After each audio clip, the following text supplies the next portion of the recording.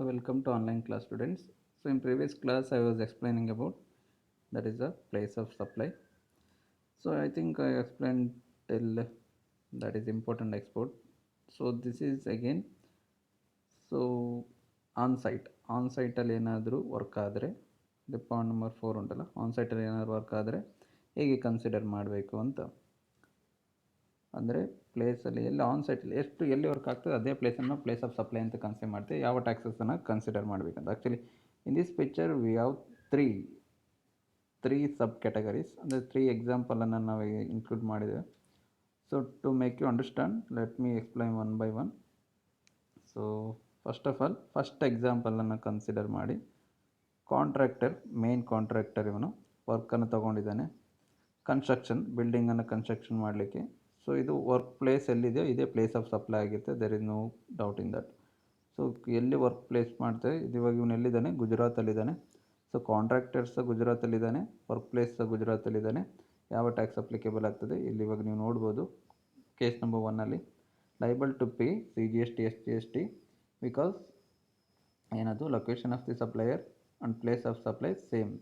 Location of supply ಮತ್ತು place of supply same ಉಂಟು, ಹಾಗಾಗಿ CGST SGST ಪೇಮೆಂಟ್ ಮಾಡಬೇಕಾಗ್ತದೆ. ಸೊ ಇನ್ ಸೆಕೆಂಡ್ ಕೇಸಲ್ಲಿ ನಾವು ನೋಡೋದಾದರೆ, ಸೊ ಸೆಕೆಂಡ್ ಕೇಸಲ್ಲೇನು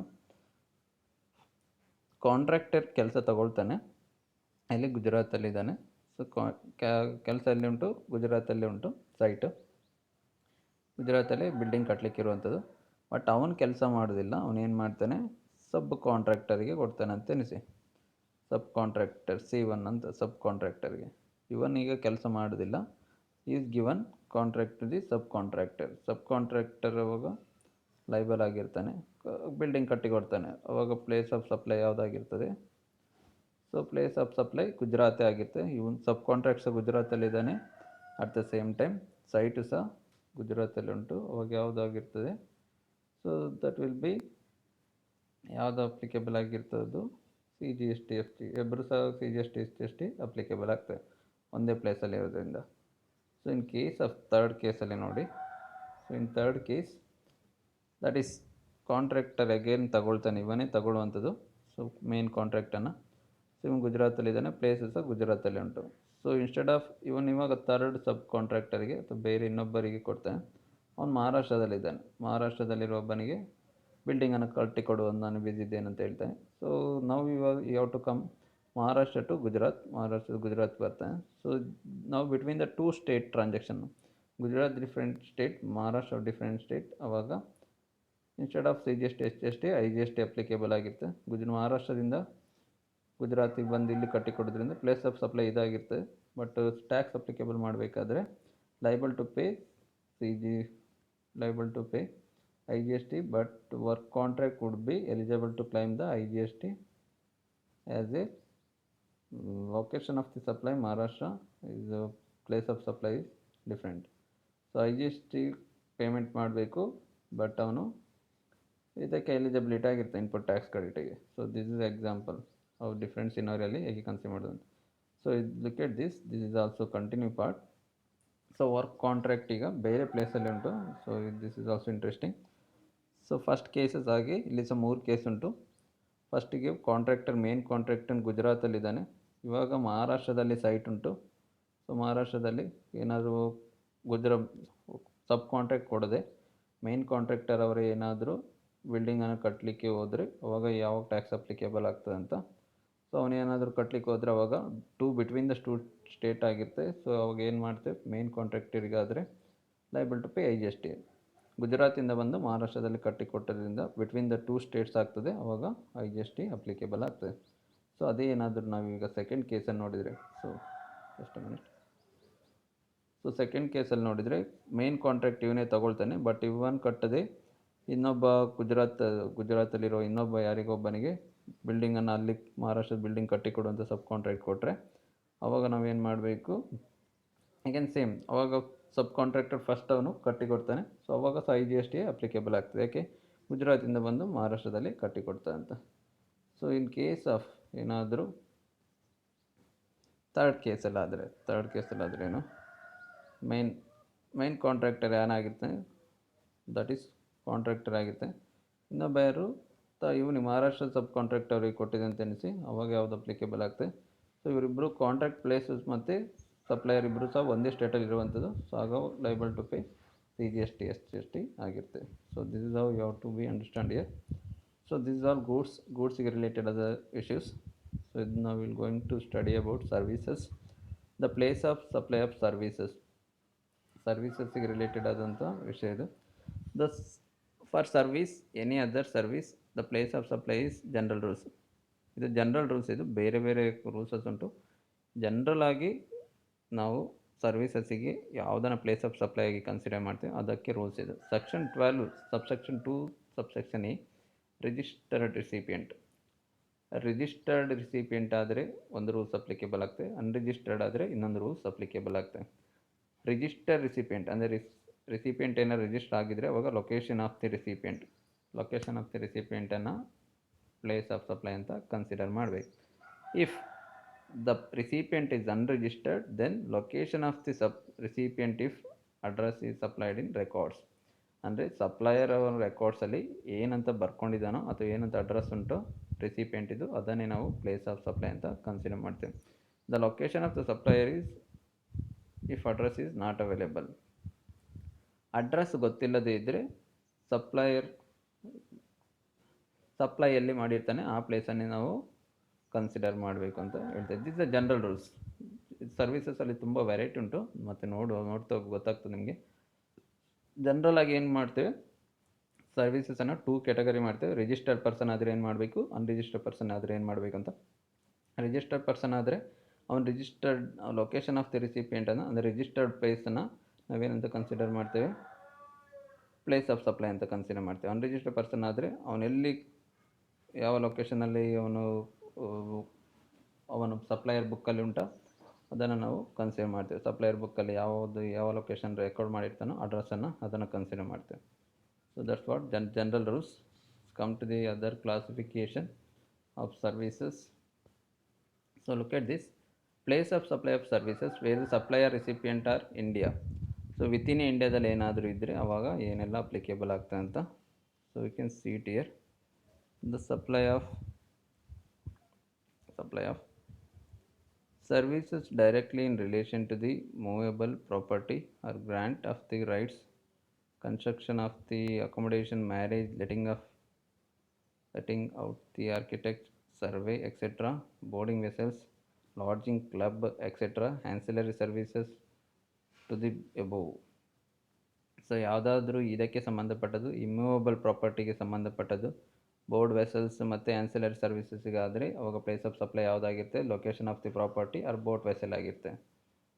ಸೊ ಕನ್ಸ್ಟ್ರಕ್ಷನ್ ಆಗಿರ್ಬೋದು, ಮ್ಯಾರೇಜ್ ಆಗಿರ್ಬೋದು, ಅಥವಾ ಮ್ಯಾರೇಜ್ ಫಂಕ್ಷನ್ ಹಾಲ್ ಆಗಿರ್ಬೋದು, letting of the out, architecture survey ಅಂಥದ್ದೆಲ್ಲ ಏನಾದರೆ ಎಲ್ಲಿ ಪ್ರಾಪರ್ಟಿ ಇರ್ತದೋ ಅದನ್ನೇ ಪ್ಲೇಸ್ ಆಫ್ ಸಪ್ಲೈ ಅಂತ. ಅಥವಾ ಬೋಟ್ ವೆಸಲ್ಸ್ ಎಲ್ಲ ಆದರೂ ಸಹ ಕ್ಲಬ್ ಲಾಡ್ಜಿಂಗ್ ಎಲ್ಲ ಬೋಟೆಲ್ಲಿದ್ದರೆ ಎಲ್ಲಿ ಉಂಟೋ ಅದನ್ನು ಪ್ಲೇಸ್ ಆಫ್ ಸಪ್ಲೈ ಅಂತ ಕನ್ಸಿಡರ್ ಮಾಡ್ತೇವೆ. In case of restaurant, catering, personal grooming, then fitness, beauty treatment, health care ಅಂದಾದರೆ ಲೊಕೇಶನ್ ಆಫ್ ಆಕ್ಚುಯಲ್ ಪರ್ಫಾರ್ಮೆನ್ಸ್, ಎಲ್ಲಿ ಪರ್ಫಾರ್ಮೆನ್ಸ್ ಆಗ್ತದೋ ಅದು ಪ್ಲೇಸನ್ನು ಪ್ಲೇಸ್ ಆಫ್ ಸಪ್ಲೈ ಅಂತ ಕನ್ಸಿಡರ್ ಮಾಡಬೇಕು. So this is what. Just a minute. Actually this is so much explanation is there. Before that actually I want to explain, there is a little bit I forgot to explain here. That is over. So supply site.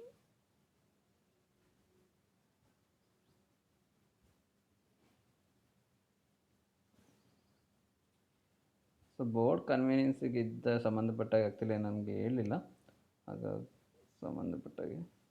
So let me tell you in simple words. Board ಕನ್ವೀನಿಯನ್ಸಿಗೆ ಸಂಬಂಧಪಟ್ಟಾಗ explanation. Board convenience ಅಂತ ಹೇಳಿದರೆ the last one. So ಇದಕ್ಕೆ related ಆದಂಥ explanation ಹೇಳಿ. ಇದನ್ನು example ಹೇಳಿದೆ. So ಇದಕ್ಕೆ ಎಕ್ಸಾಂಪಲ್ ಹೇಳಿಲ್ಲ ಇದು actually. Location which such taken at board ಅಂತ. ಟೋಕನಟ್ ಬೋರ್ಡ್ ಅಂತ ಹೇಳಿದರೆ, for example let's assume train ಈಗ ಕರ್ನಾಟಕದಿಂದ ಎಲ್ಲಿ ಆಗ್ತಾ ಉಂಟು, ಲೆಟ್ಸ್ ಕನ್ಸಿಡರ್ ದಟ್ ಡೆಲ್ಲಿಗೆ ಹೋಗ್ತಾ ಉಂಟು ಅಂತ ಎನಿಸಿ. ಕರ್ನಾಟಕದಿಂದ ಡೆಲ್ಲಿಗೆ ಟ್ರೈನ್ ಹೋಗ್ತಾ ಉಂಟು. ಸೊ ಹೋಗ್ತಾ ಇರಬೇಕಾದ್ರೆ ಇವಾಗ ಫಾರ್ ಎಕ್ಸಾಂಪಲ್ ಯಾರೋ ಒಬ್ಬ ಮಹಾರಾಷ್ಟ್ರದಲ್ಲಿ ಹತ್ಕೊಳ್ತಾನೆ ಅಂತ ಎನಿಸಿ, ಮಹಾರಾಷ್ಟ್ರದಲ್ಲಿ ಹತ್ಕೊಳ್ತಾನೆ. ಸೊ ಮಹಾರಾಷ್ಟ್ರದಲ್ಲಿ ಹತ್ಕೊಂಡಾಗ ಅವ್ನು ತಿಂಡಿ ತಗೊಳ್ತಾನೆ. ಸೊ ತಿಂಡಿ ತಗೊಂಡಾಗ ಅವನಿಗೀಗ ಯಾವ ಟ್ಯಾಕ್ಸ್ ಅಪ್ಲಿಕೇಬಲ್ ಆಗೋದು, ಯಾವ ಯಾವ ಟ್ಯಾಕ್ಸ್, ಎಲ್ಲಿ ಅವ್ನು ತಿಂಡಿ ತಗೊಂಡು ಆ ಪ್ಲೇಸ್ ಕನ್ಸಿಡರ್ ಮಾಡೋದು, ಹತ್ತಿ ತಗೊಳ್ಳೋದು, ಅಥವಾ ಮಹಾರಾಷ್ಟ್ರದಲ್ಲಿ ಹತ್ತಿ ಸ್ವಲ್ಪ ಗುಜರಾತಿಗೆ ಹೋಗ್ಬೇಕಾದ್ರೆ ತಿಂಡಿ ತಗೊಳ್ತಾನೆ ಅಂತ ಎನಿಸಿ, ಯಾವ ಪ್ಲೇಸಿಗೆ ತಗೊಳ್ಬೇಕು ಅಂತ, ಎಲ್ಲೇ ಒಂದು ಸರ್ವಿಸಸ್ ತೊಗೊಳ್ಬೋದು ಬೇಕಾದರೆ, ಅಥವಾ ಏನಾದರೂ ಮೆಟೀರಿಯಲ್ಸನ್ನು ಪರ್ಚೇಸ್ ಮಾಡ್ಬೋದು, ಯಾವ ಟ್ಯಾಕ್ಸ್ ಅಪ್ಲಿಕೇಬಲ್ ಆಗೋದು. ಅಥವಾ ಮೂವಿಂಗ್ ಟ್ರೈನ್ ಅಥವಾ ಮೂವಿಂಗ್ ಫ್ಲೈಟ್, ಮೂವಿಂಗ್ ಬಸ್ಸಸ್ಸಲ್ಲೆಲ್ಲ ಇದ್ದರೆ ಕಂಟಿನ್ಯೂ ಮೂವ್ ಆಗ್ತಾ ಇರ್ತದೆ ಪ್ಲೇಸಿಂದ ಪ್ಲೇಸಿಗೆ, ಅವಾಗ ಯಾವುದು ಪ್ಲೇಸನ್ನು ಕನ್ಸಿಡರ್ ಮಾಡಬೇಕು ಅಂತ ಕನ್ಫ್ಯೂಷನ್ ಇರ್ತದೆ. ಸೊ ಡಿಫ್ರೆಂಟ್ ಸ್ಟೇಟ್ ಬರ್ತಾ ಹೋಗ್ತದೆ ಪ್ಲೇಸಸ್ ಎಲ್ಲ. ಸೊ ಯಾವುದು ಇವಾಗ ಬಸ್ ನಿಂತಿರೋದಿಲ್ಲ, ಮೂವ್ ಆಗ್ತಾ ಇರ್ತದೆ, ಅಥವಾ ಟ್ರೈನ್ ಮೂವ್ ಆಗ್ತಾ ಇರ್ತದೆ. ಸೊ ಯಾವ ಪ್ಲೇಸನ್ನು ಕನ್ಸಿಡರ್ ಮಾಡಬೇಕು ಅಂತ ಕನ್ಫ್ಯೂಷನ್ ಇರುತ್ತೆ. ಸೊ ಹಾಗಾಗಿ ಬೋರ್ಡ್ ಕನ್ವೀನಿಯನ್ಸ್ ಅಂತ ಇರುವಂಥದ್ದು, ಅಲ್ಲಿ ಪರ್ಚೇಸ್ ಅವನು ಎಲ್ಲಿ ಮಾಡಿದ್ದಾನೆ, ಪರ್ಚೇಸಲ್ಲಿ ಗೂಡ್ಸನ್ನು ಎಲ್ಲಿ ಪರ್ಚೇಸ್ ಮಾಡಿದ್ದಾನೆ ಅದು ಕೌಂಟ್ ಆಗೋದಿಲ್ಲ. ನಾವಿಲ್ಲಿ ಏನು ಕನ್ಸಿಡರ್ ಮಾಡ್ತೇವೆ ಅಂತ ಹೇಳಿದರೆ, ಎಲ್ಲಿ ಸಪ್ಲೈಯರ್ ಇರ್ತಾನಲ್ಲ ಅವನು ಯಾವ ಪ್ಲೇಸಲ್ಲಿ ಏನು ಮಾಡಿದ್ದಾನೆ, ಗೂಡ್ಸನ್ನು ಅಪ್ಲೋಡ್ ಮಾಡಿದ್ದಾನೆ ಆ ವೆಸಲ್ಸಿಗೆ ಅಥವಾ ಇದಕ್ಕೆ, ಅದನ್ನು ನಾವು ಪ್ಲೇಸ್ ಆಫ್ ಸಪ್ಲೈ ಅಂತ ಕನ್ಸಿಡರ್ ಮಾಡ್ತೇವೆ, ಬೋರ್ಡಿಂಗ್ ಅಂತ. ಸೊ ಫಾರ್ ಎಕ್ಸಾಂಪಲ್ ಈಗ ಕರ್ನಾಟಕದಿಂದ ಡೆಲ್ಲಿಗೆ ಟ್ರೈನ್ ಹೋಗ್ತಾ ಇದೆ ಅಂತ ಹೇಳಿದರೆ, ಸೊ ಟ್ರೈನ್ ಹೋಗ್ತಾ ಇರಬೇಕಾದ್ರೆ ಇವಾಗ ಏನಾದರೂ ನಮ್ಮದು ಮಹಾರಾಷ್ಟ್ರದಲ್ಲಿ ಏನಾದರೂ ಅವರು ಟ್ರೈನಿಗೆ ಟಿಫಿನ್ ಏನಾದರೂ ಲೋಡ್ ಮಾಡಿದರೆ, ಅದೇನಾದರೂ ಗುಜರಾತಲ್ಲಿ ಸೇಲ್ ಆದರೂ ಸಹ ಅದನ್ನು ನಾವು ಪ್ಲೇಸ್ ಆಫ್ ಸಪ್ಲೈ ಅಂತ ಕನ್ಸಿಡರ್ ಮಾಡೋದು, ಮಹಾರಾಷ್ಟ್ರವನ್ನೇ ಪ್ಲೇಸ್ ಆಫ್ ಸಪ್ಲೈ ಹಾಕಿ. ಬಿಕಾಸ್ ಬೋರ್ಡಿಂಗ್ ಅಂದರೆ ಆ ಟ್ರೈನಿಗೆ ಅದು ಊಟ ಅಥವಾ ಅದನ್ನು ಎಲ್ಲಿ ಸಪ್ಲೈ ಮಾಡಿದನ್ನು, ಎಲ್ಲಿ ಅದು ಇದಾಯಿತೋ ಆ ಪ್ಲೇಸನ್ನು ನಾವು ಪ್ಲೇಸ್ ಆಫ್ ಸಪ್ಲೈ ಅಂತ ಕನ್ಸಿಡರ್ ಮಾಡಬೇಕು. For example I can give another example. So ಉಡುಪಿಯಿಂದ ಮ್ಯಾಂಗ್ಳೂರಿಗೆ ಬಸ್ ಹೋಗ್ತಾ ಇದೆ ಅಂತ ಎನಿಸಿ, ಸೊ ಇನ್ ಬಿಟ್ವೀನ್ ನಿಮಗೆ ಯಾರೊಬ್ಬ ಸೇಲ್ ಮಾಡಲಿಕ್ಕೆ ಬಸ್ಸಿಗೆ ಬಂದಿದೆ, ಬಸ್ಸಲ್ಲಿ ಬರೋದೆಲ್ಲ ಕಮ್ಮಿ ಸೇಲ್ ಮಾಡಲಿಕ್ಕೆ, ಸೊ ಬಂದಿದೆ ಅಂತ ಎನಿಸಿ, ಸೊ ನೀವು ಅದು ನನ್ನ ಹತ್ರ ವಾಚ್ ಅಂತ ಬೈ ಮಾಡಿದ್ದಾರೆ ಅಂತ ಎನಿಸಿ, ನಿಯರ್ಲಿ ಕಾಪು ಹತ್ತಿರ ಉಡುಪಿಯಿಂದ ಹೋಗಬೇಕಾದ್ರೆ ಕಾಪು ಆಯಿತು, ಕಾಪಲ್ಲಿ ಹತ್ಕೊಂಡಿದ್ದಾನೆ ಅಂತ ಎನಿಸಿ, ಕಾಪಲ್ಲಿ ಅವ್ನು ಸೇಲ್ಸ್ ಮ್ಯಾನ್ ಹತ್ಕೊಂಡಿದ್ದಾನೆ. ಸೊ ನಿಯರ್ಲಿ ಮುಲ್ಕಿ ಬರಬೇಕಾದ್ರೆ ನಿಮಗೆ ಸೇಲ್ ಮಾಡಿದ್ದಾನೆ. ಸೊ ಸೂರತ್ ಕಲ್ಲು ಆಗಬೇಕಾದ್ರೆ ಅವ್ನು ಇಳಿದು ಹೋಗಿದ್ದಾನೆ. So this is the places ಅಂತ ಎನಿಸಿ. ಸೊ ಕಾಪಲ್ಲಿ ಅವನು ಹತ್ಕೊಂಡಿದ್ದಾನೆ. So just minute. ಕಾಪಲ್ಲಿ ನೀವು ಹತ್ತಿದ್ದು ಉಡುಪಿಯಲ್ಲಿ, ಅವನು ಸೇಲ್ಸ್ ಮ್ಯಾನ್ ಎತ್ಕೊಂಡಿದ್ದು ಕಾಪಲ್ಲಿ. ಸೊ ಅವನು ನಿಮಗೆ ಸೇಲ್ ಮಾಡಿದ್ದು ಮುಲ್ಕಿಯಲ್ಲಿ, ಅವನು ಸೇಲ್ಸ್ ಮ್ಯಾನ್ ಇಳಿದೋದದ್ದು ಎಲ್ಲಿ, ಸೂರತ್ ಕಲ್ಲಲ್ಲಿ. ನೀವು ಮ್ಯಾಂಗ್ಳೂರಲ್ಲಿ ಇಳಿತೀರ.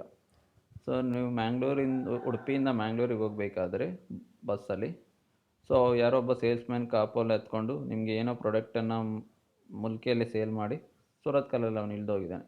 ಸೊ ಯಾವ ಪ್ಲೇಸನ್ನು ನಾವು ಪ್ಲೇಸ್ ಆಫ್ ಸಪ್ಲೈ ಅಂತ ಕನ್ಸಿಡರ್ ಮಾಡಬೇಕು, ಕ್ವಿಕ್ ಕ್ವಶನ್ ಅದು. ಸೊ ಅವಾಗ ನೀವೇನು ಮಾಡಬೇಕು, ಅವನು ಎಲ್ಲಿ ಹತ್ತಿದ್ದಾನೆ ಬಸ್ಸನ್ನು, ಸೊ ಕಾಪಲ್ಲಿ ಅವನು ಬಸ್ಸನ್ನು ಹತ್ತಿದ್ದಾನೆ. ಸೊ ಇದು ಪ್ಲೇಸ್ ಆಫ್ ಸಪ್ಲೈ ಆಗಿರುತ್ತೆ, ಪ್ಲೇಸ್ ಆಫ್ ಸಪ್ಲೈ, ಅದು ಪ್ಲೇಸ್ ಆಫ್ ಸಪ್ಲೈ ಅಂತ ಕನ್ಸಿಡರ್ ಮಾಡ್ತೇನೆ. ಮತ್ತು ಎಲ್ಲಿ ಸೇಲ್ ಮಾಡ್ತಾನೆ ಅದು ಅವೆರಡನ್ನು ಕಂಪೇರ್ ಮಾಡಿ ಕನ್ಸಿಡರ್ ಮಾಡಬೇಕು. So this is what. So regarding this will discuss in another class. So see you next class.